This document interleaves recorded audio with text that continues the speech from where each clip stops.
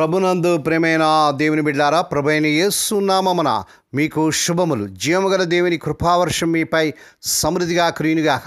ఈ దినమనగా జూలై నెల 23వ తారీఖు 2025 బుధవారం హోలీ ట్రింటీ చర్చ్ మినిస్ట్రీస్ వారు అందించు అనుదినమన్న ఈ దిన మన ధ్యానాంశం యథార్థమైన జీవితం. దేవుని వాక్యం చదువుకుందామండి. సామెతల గ్రంథం 11వ అధ్యాయం 3వ వచనం. యథార్థవంతుల యథార్థత వారికి త్రోవ చూపించును, దురోహుల మూర్ఖ స్వభావం వారిని పాడు చేయను. దేవుడు తన పరిశుద్ధ వాక్యమును దీవించునుగాక. దేవుని బిడ్డలు, దేవుని వాక్యం మనం చూసినట్లయితే దేవుని బిడ్డలమైనటువంటి మనము క్రీస్తు ప్రభు రక్తంలో కడగబడిన ప్రతి విశ్వాసి, ప్రతి దేవుని బిడ్డ కూడా యథార్థంగా జీవించాలని ప్రియ ప్రభు కోరుతున్నాడు.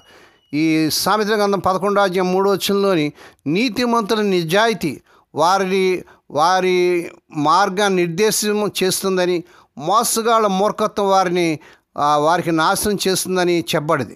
అనగా నిజాయితీ పరులు నిజాయితీ వారిని నడిపిస్తుంది, కానీ మోసగాళ్ళ మూర్ఖత్వం వారిని పాడు చేస్తుంది. ఈ సామెతల గ్రంథం 11:3లో నిజాయితీగా మరియు సరైన మార్గంలో నడుచుకునే వ్యక్తులు వారి జీవితంలో సరైన మార్గంలో కొనసాగుతారు మరియు అన్ని విధాలుగా కూడా వారి విజయాన్ని చవిచూస్తారు. అయితే మోసపూరితమైన మరియు నిజాయితీ లేని వ్యక్తులు వారి సొంత మూర్ఖత్వం కారణంగా నష్టపోతుంటారు మరియు నాశనం అవుతారు.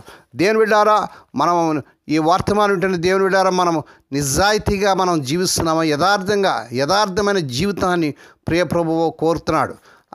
అటెల్ మొట్టాయ్ అనే ఒక కెన్యా దేశం, ఆఫ్రికా ఖండంలోని ఒక కెన్యా దేశం క్రీడాకారుడు కఠోరమైన అంతర్జాతీయ క్రాస్ కంట్రీ అనే పందెంలో తన విజయానికి కొన్ని గజాల దూరంలో, అనగా 3 మైళ్ళ పరుగు పందెం ఉన్నాడు.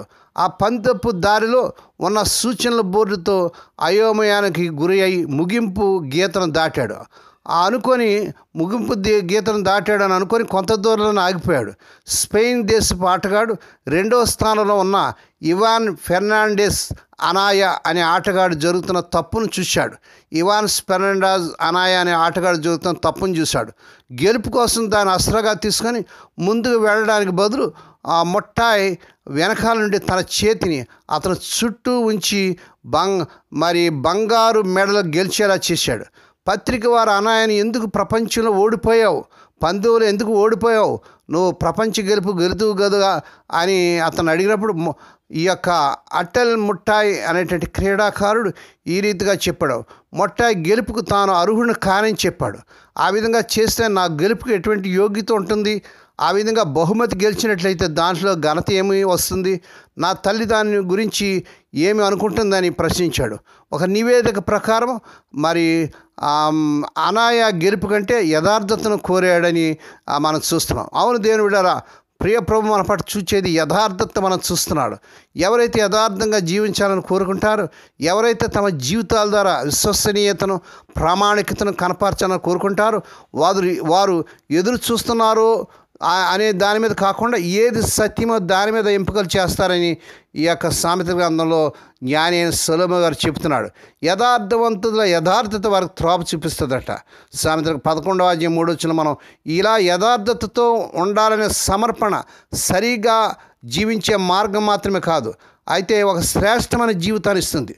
ద్రోహుల మూర్ఖ స్వభావం వారిని పాడు చేయనని మనం చూస్తున్నాం ఈ 3వ వచనంలో. కాలక్రమేణా నిజాయితీ లేని తను సహాయం చేయలేదు. మన దేవుని బిడ్డారు, నిజాయితీ లేనటువంటి వారు ఎటువంటి సహాయాన్ని చేయలేరు. మనం యథార్థతను విడిచినప్పుడు కొంతకాలం ఉండే జయాలు నిజానికి అపజయాన్ని ఇస్తాయి. అవి విశ్వసనీయత, సత్యం, దేవుని శక్తిలో రూపించినప్పుడు మనం నెమ్మదిగా లోతైన నిబద్ధత గల మంచి జీవితాలు నడిపే ప్రజలుగా మనం మారుతాం. దేవుని బిడ్డారా, మన యథార్థత ఏ పరీక్షకు గురైనా పర్వాలేదు. మన ముందున్న ఎంపికలు ఏమిటని మనం యథార్థతను ఏ విధంగా ఎంచగలమండి? ఏ రీతిగా మనం యథార్థతను తగ్గించగలమండి? మనం యథార్థతలో నడవాలని ప్రియ ప్రభు కోరుతున్నాడు. దేవుని బిడ్డ, యథార్థం కలిగి ఉందాం. ఎక్కడున్నా, ఏ స్థలంలో ఉన్నా యథార్థవంతుల ప్రార్థన ప్రభువు అంగీకరిస్తాడు.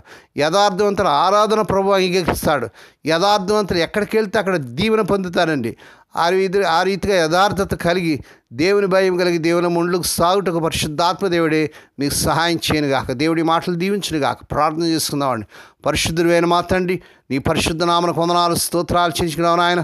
మా తండ్రి, ఈ వర్తమానం వింటూ షేర్ చేస్తూ లైక్ చేస్తూ సబ్స్క్రైబ్ చేస్తున్న మా ప్రియులందరూ దీవించండి.